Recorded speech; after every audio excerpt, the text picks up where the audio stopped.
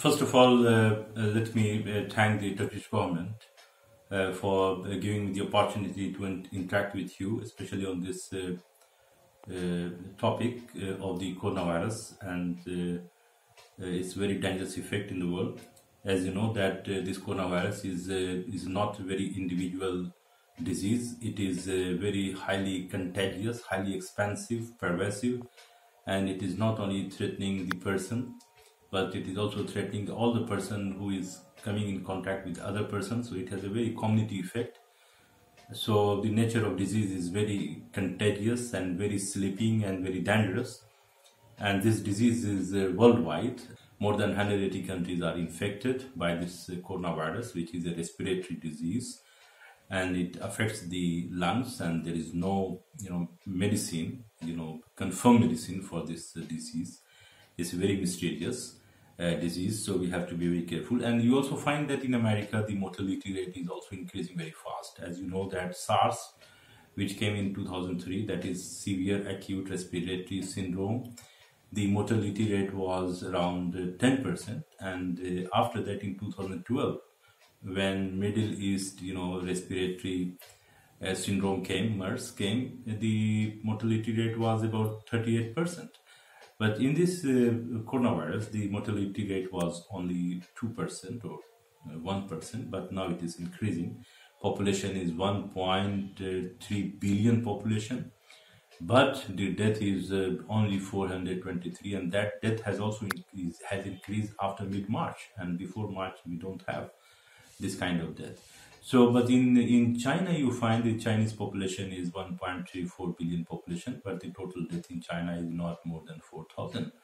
So China has contained it very well. Yeah, I think that the WHO, World Health Organization, had given early warning on 30th January, and it declared the coronavirus as the international, health emergency. But many of the countries could not take it seriously. But I tell you, those countries which took it very seriously, and that is, Hong Kong and Taiwan, which are very connected with China, they took very severe action, like they closed the borders, they stopped the flights, they were monitoring everybody. So you will find that in Taiwan and in Hong Kong, in Macau, there are very, very, fewer deaths because of the precautions. So I tell you about India, that India is such a big population, 1.3 billion population, 700 people are, poor people. But in poor people, there is also no, precaution, and they don't take too much care. But the government took very strict action, and but it took action quite, late, but not too early. And you will find that because of this strict regulated life, India is not facing too many deaths. But these too many deaths are taking place because of the infections, made by the people who have the history of foreign travel, or who have the history of community transmission. So in India, you'll find that the government has taken very strict action. The whole bureaucracy is, involved in this. Police and security officials are involved in this. They are restricting the movement of the people for the benefit of the people.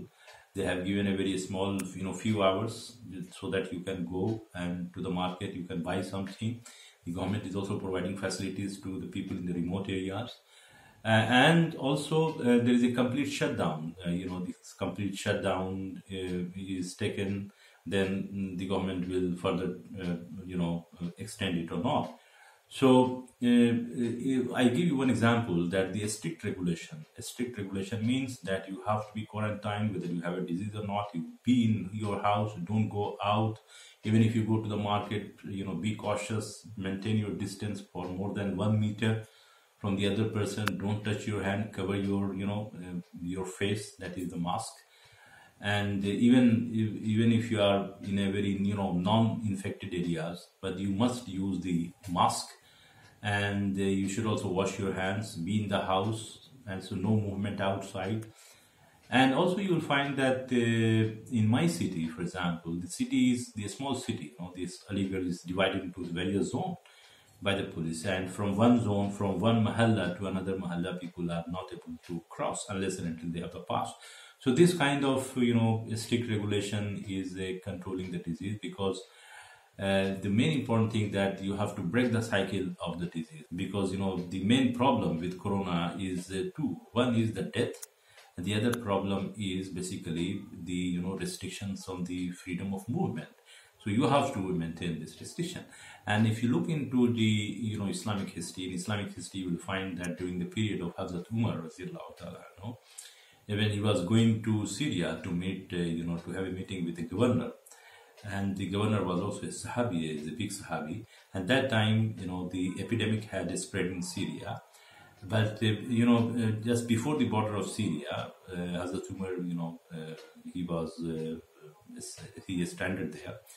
And then he was making discussion what to do. And there, the one Sahabi said that Hazrat Huzur Pak Sallallahu Alaihi Wasallam, our Prophet, peace be upon him, Sallallahu Alaihi Wasallam, he said that if there is a town, if there is an epidemic in the area, two things he said: you don't go to that area and don't allow people of that area to come out of that. So in order to, it's just like a quarantine and social distancing.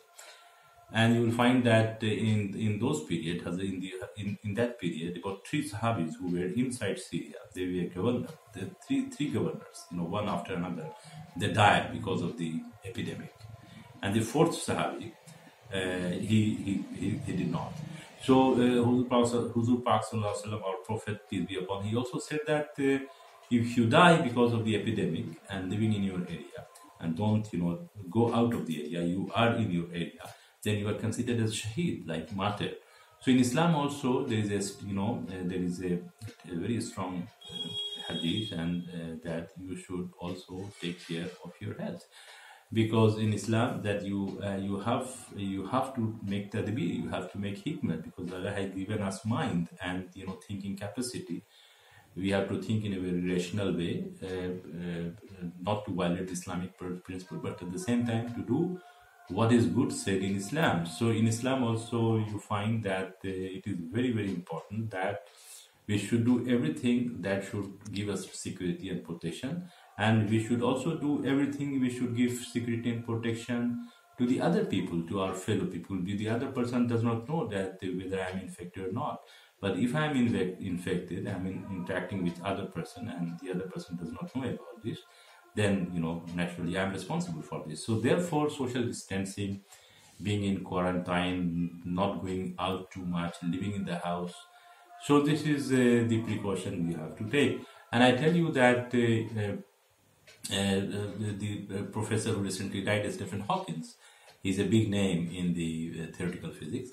And once he said that it was because of his lack of movement, because he became disabled, as you know very well, and because of his disability, because he could not go out too much,